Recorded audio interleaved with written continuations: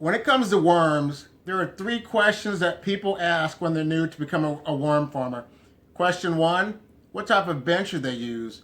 The second question is, what type of bedding should they use? And the third question is, what type of worm should they use? So in this video, I'm going to explain these three questions that all of us have concerns about, even I, when I first started my worm farm. So stay tuned.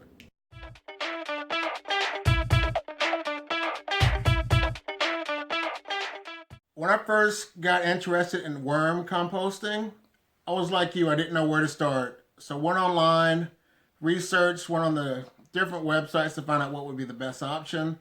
There was different type of worm bins. There's so many varieties that you can buy from different manufacturers. And then there was basic instructions about just using a Rubbermaid tote. So what I did, I invested money into an inexpensive Rubbermaid tote, and I went from there. And the thing about the Rubbermaid tote is if it doesn't work out for you, you have not lost out on any money. But if you go out and buy one that's like $115 and it doesn't work for you, then you lost some profit on your investment with the manufacturer's worm bin. And now, so that's just me. I like Rubbermaid totes. They're easy. That's what I use. But if you're a manufacturer and would like me to try your product and give reviews about it, look me up, in my email. We can touch base from there. Now, for the bedding.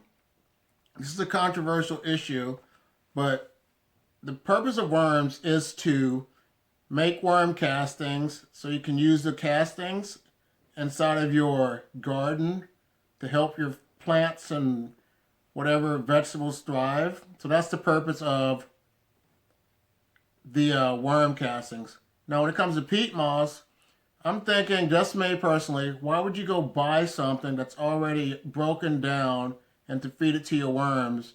So to me, I'm not trying to cause problems or trying to get feathers ruffled, but I think that that's not the way to go. But that's just my personal opinion. And also, what about the pH balance? And also, there's acidity that's involved with peat moss, so it's something to look into.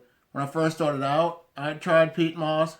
Then I did research and I found out that peat moss had chemicals and things that could affect your worm bin. So that's why I stopped using it. Cocoa coir is another thing that they use. It's the outside of a coconut. How you use it is you get it's in a brick. You get the brick, put it in water, then it expands, and then you place that into your worm bin. And now with that, I have heard also that coconut coir does cause problem with your worms. It could cause them to die, and it could cause them to try to escape the bin. So that's just me. If I'm wrong, please leave your feedback in the comments box below. And now what I do, I just use newspaper, regular newspaper. I take the glossy section out, shred it up, wet it down with unchlorinated water, and place that into my worm bin for the bedding. And I also use corrugated cardboard, which is also wet, and everything's consistent of a wrung out sponge, and I place that into my bedding. And then the thing I've noticed about that is when the worms start to consume the bacteria that is eating the paper, the little microbes that the worms eat, you can definitely see the worm castings that the worms are producing. So that is definitely a plus when it comes to worms. So that's what I use. I only use newspaper and corrugated cardboard for my worm bins.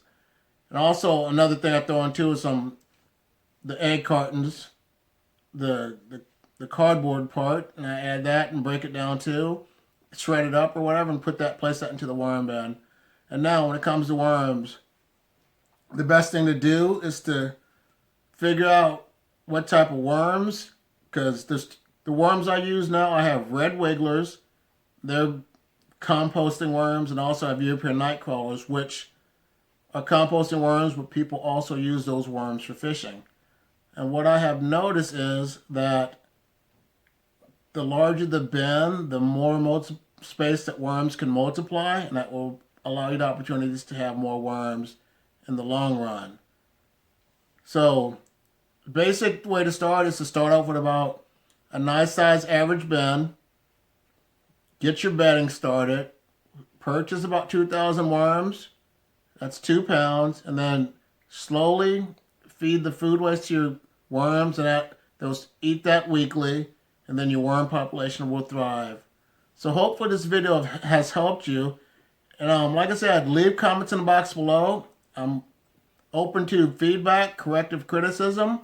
I'm constantly growing each day. I just want to say thank you guys for taking time out to listen to this video. And you guys have a great day. Bye.